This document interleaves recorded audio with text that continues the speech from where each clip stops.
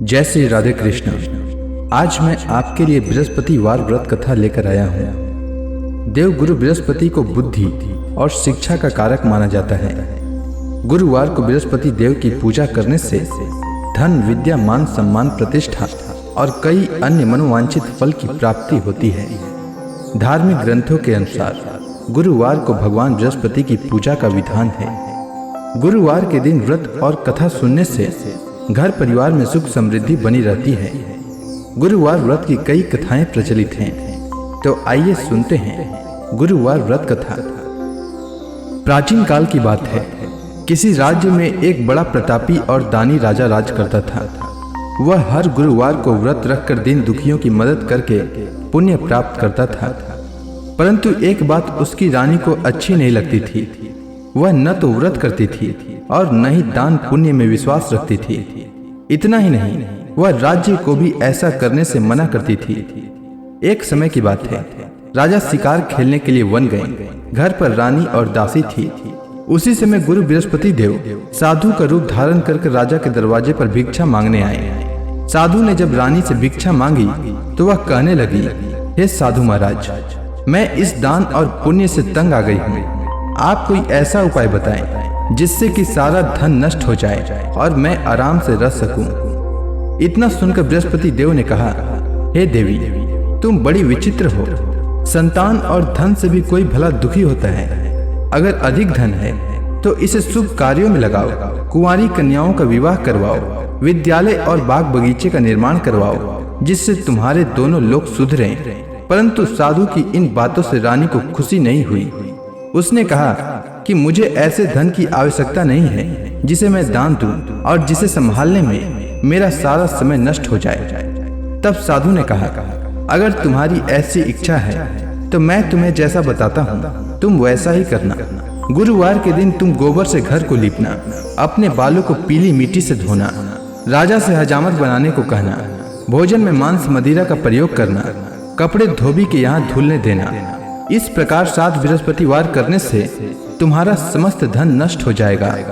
इतना कहकर साधु के रूप में बृहस्पति देव अंतर ध्यान हो गए। साधु के अनुसार कई बातों को पूरा करते हुए रानी को केवल 3 बृहस्पतिवार ही बीते थे कि उसकी समस्त धन संपत्ति नष्ट हो गई। भोजन के लिए राजा का परिवार तरसने लगा। तब एक दिन राजा ने रानी से बोला कि हे रानी, तुम यहीं रहो, मैं दूसरे देश को जाता हूँ, क्योंकि यहाँ पर सभी लोग मुझे जानते हैं, इसीलिए मैं कोई छोटा कार्य नहीं कर सकता। ऐसा कहकर राजा दूसरे देश को चला गया। वहाँ वह जंगल से लकड़ी काट कर लाता और शहर में बेचता। इस तरह वह अपना जीवन व्यतीत करने लगा। इधर राजा के प्रदेश जाते ही रानी और दासी दुखी रहने लगी। एक बार जब रानी और दासी को 7 दिन तक बिना भोजन के रहना पड़ा तो रानी ने अपनी दासी से कहा, हे दासी, पास की ही एक नगर में मेरी बहन रहती है। वह बड़ी धनवान है, तू उसके पास जा और कुछ ले आ ताकि थोड़ी बहुत गुजर बसर हो जाए। दासी रानी की बहन के पास गई। उस दिन गुरुवार था और रानी की बहन उस समय बृहस्पतिवार व्रत की कथा सुन रही थी। दासी ने रानी की बहन को अपनी रानी का संदेश दिया, लेकिन रानी की बड़ी बहन ने कोई उत्तर नहीं दिया। जब दासी को रानी की बहन से कोई उत्तर नहीं मिला तब वह बहुत दुखी हुई और उसे क्रोध भी आया। दासी ने वापस आकर रानी को सारी बात बता दी। यह सुनकर रानी ने अपने भाग्य को कोसा। उधर रानी की बहन ने सोचा कि मेरी बहन की दासी आई थी, परंतु मैं उससे कुछ नहीं बोली, इससे वह बहुत दुखी हुई होगी। इसीलिए कथा सुनकर और पूजा समाप्त करके वह अपनी बहन के घर आई और कहने लगी, हे बहन, मैं बृहस्पतिवार का व्रत कर रही थी। तुम्हारी दासी मेरे घर आई थी, परंतु जब तक कथा होती है तब तक न तो उठते हैं और न ही बोलते हैं, इसीलिए मैं नहीं बोली। बताओ दासी क्यों आई थी? रानी बोली, बहन, तुमसे क्या छिपाऊं, हमारे घर में खाने तक को अनाज नहीं है। ऐसा कहते कहते रानी की आंखें भर आई। उसने दासी समेत पिछले 7 दिनों से भूखे रहने की सारी बात अपनी बहन को बता दी। रानी की बहन बोली, देखो बहन, भगवान बृहस्पति देव सबकी मनोकामना को पूर्ण करते हैं। देखो, शायद तुम्हारे घर में अनाज रखा हो।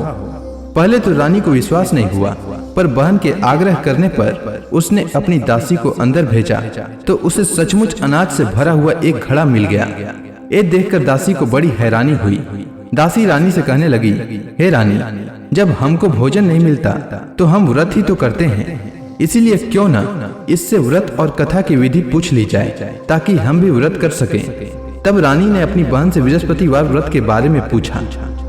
उसकी बहन ने बताया, बृहस्पतिवार के व्रत में चने की दाल और मुनक्का केले के जड़ में अर्पित करें तथा दीपक जलाएं, व्रत कथा सुने और पीला भोजन ही करें। इससे बृहस्पति देव और भगवान विष्णु प्रसन्न होते हैं। व्रत और पूजा की विधि बताकर रानी की बहन अपने घर को लौट गई। 7 दिन के बाद जब गुरुवार आया तो रानी और दासी ने व्रत रखा। वह घुड़साल में जाकर चना और गुड़ लेकर आई, फिर उससे केले की जड़ तथा भगवान विष्णु की पूजा की। अब पीला भोजन की चिंता को लेकर दोनों बहुत दुखी हुई। चूंकि उन्होंने व्रत रखा था, इसीलिए बृहस्पति देव उनसे प्रसन्न थे। वह एक साधारण व्यक्ति का रूप धारण कर 2 थालों में पीला भोजन दासी को दे गए। भोजन पाकर दासी प्रसन्न हुई और फिर रानी के साथ मिलकर भोजन ग्रहण किया। उसके बाद वह सभी गुरुवार को व्रत और पूजा करने लगी। बृहस्पति देव की कृपा से उनके पास फिर से धन संपत्ति आ गई, परंतु रानी फिर से पहले की तरह ही आलस्य करने लगी। तब दासी बोली, देखो रानी, तुम पहले भी इस प्रकार आलस्य करती थी। तुम्हें धन रखने में कष्ट होता था, इस कारण सभी धन नष्ट हो गया। और अब जब देव बृहस्पति की कृपा से धन मिला है तो तुम्हें फिर से आलस्य होने लगा है।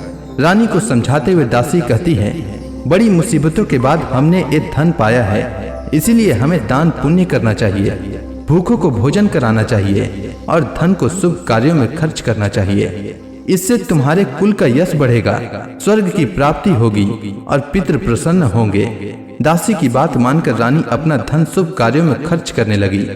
इससे पूरे नगर में उसका यश बढ़ने लगा। तो इसी के साथ बृहस्पतिवार व्रत कथा समाप्त होती है। बृहस्पतिवार व्रत कथा के बाद श्रद्धा के साथ आरती की जानी चाहिए। इसके बाद प्रसाद बांटकर उसे ग्रहण करना चाहिए। उम्मीद है आपको बृहस्पतिवार व्रत की कथा अच्छी लगी होगी।